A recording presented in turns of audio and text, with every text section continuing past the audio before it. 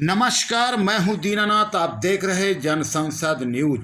मैं आपको लेके आया हूं दूसरे अनलॉक डाउन में, जहां पे जिम भी पाबंदित है। तो वहीं हम जानना चाहेंगे कि जब जिम दे सकता है लोगों को इम्यूनिटी, तो कहीं ना कहीं हम जानना चाहेंगे नेशनल जज body building chairman P academy Pawan Kumar से क्या कुछ कहते हैं जिम को लेकर। कितनी प्रतिभाएं रुकी हैं, कितने लोग बेरोजगार हैं। कहीं ना कहीं उन्होंने बड़ी नरम लहजों में भारतीय जनता पार्टी के सुप्रीमो मोदी जी से कुछ निवेदन किया। तो किस तरीके से निवेदन किए हैं और क्या अपनी व्यथा कहे हैं, आइए हम खुद सुनेंगे। पवन कुमार, नेशनल जज बॉडी बिल्डिंग चेयरमैन हमारे देश के प्रधानमंत्री जी हाँ, क्या कुछ कहते हैं आप ध्यान से सुनिएगा। निवेदन है कि आपने जितने भी कारोबार है, जिम भी एक कारोबार है जिससे लोगों के घर चलते हैं और एक अच्छा फिटनेस कोई बनाता है तो उस फिटनेस को लेके उसके अंदर, उस इंसान के अंदर इम्यूनिटी पावर बढ़ती है। तो इतनी चीज़ें मोदी जी ने खोल दी है, तो मेरी मोदी जी से हाथ जोड़ के प्रार्थना है कि थोड़ा हम बच्चों की तरफ भी देखें और जितने भी फिटनेस को लेके जिम के यूथ है उनकी तरफ भी देखें, ताकि मोदी जी ने जो फिट इंडिया एक मुहिम चलाई थी, उस मुहिम के आग्रह पर जो पूरे हिंदुस्तान के यूथ ने उसको आगे बढ़ाया था, उसी मुहिम को लेके हम आपसे अनुरोध कर रहे हैं कि फिट इंडिया जब भी फिट रहेगा जब जिम खुलेंगे। तो पवन जी, मैं आपसे ये जानना चाहता हूँ कि लगभग 3 महीने से ऊपर हो चुके हैं जिम को बंद हुए, और आपका अगर ये देखा जाए तो ये एक आपका व्यापार भी है। तो घर चलाने में कितनी दिक्कत हो रही है? जितने भी जिम ओनर है, आपकी बात होती होगी सबसे दिल्ली में, क्योंकि आपको सभी जानते हैं। क्या क्या बात हुई आप लोगों की आपस में? मेरी जितने भी जिम ओनर है सबसे बात होती है। जिम के अंदर हर जिम में 4 से 5 कोच होते हैं और 2 से 3 हेल्पर होते हैं। तो जो जिम कोच है 1-2 महीने तक तो उन्होंने, मतलब ये जो भारी समस्या आई थी कोरोना की हमारे देश पे, तो उसको लेके जिम बंद थे तो उन्होंने झेला।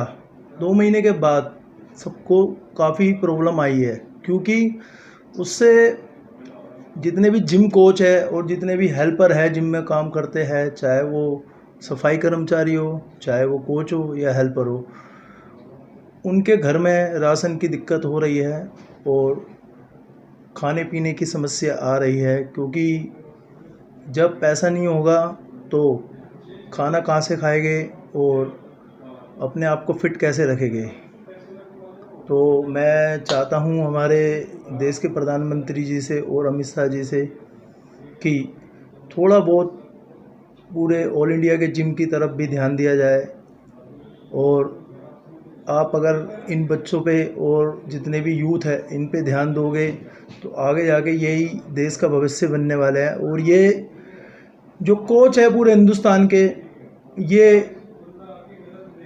फिटनेस के लिए नए नए यूथ को तैयार करते हैं, उनको नशा मुक्ति कराते हैं।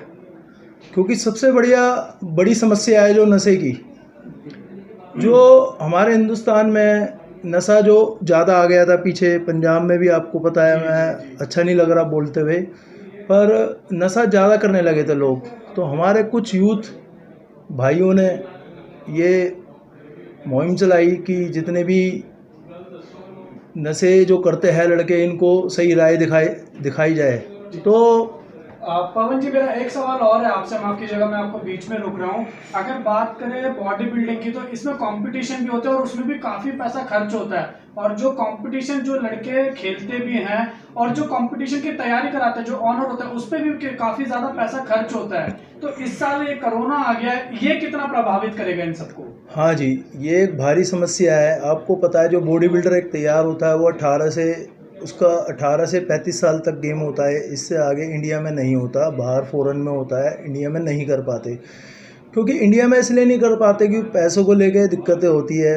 कोई बच्चा अगर बॉडी बिल्डर बन रहा है, उसकी शादी हो गई, फिर वो अपने बच्चे और घर परिवार को देखता है और जिम से ही उसका घर और रोज़गार चलती है।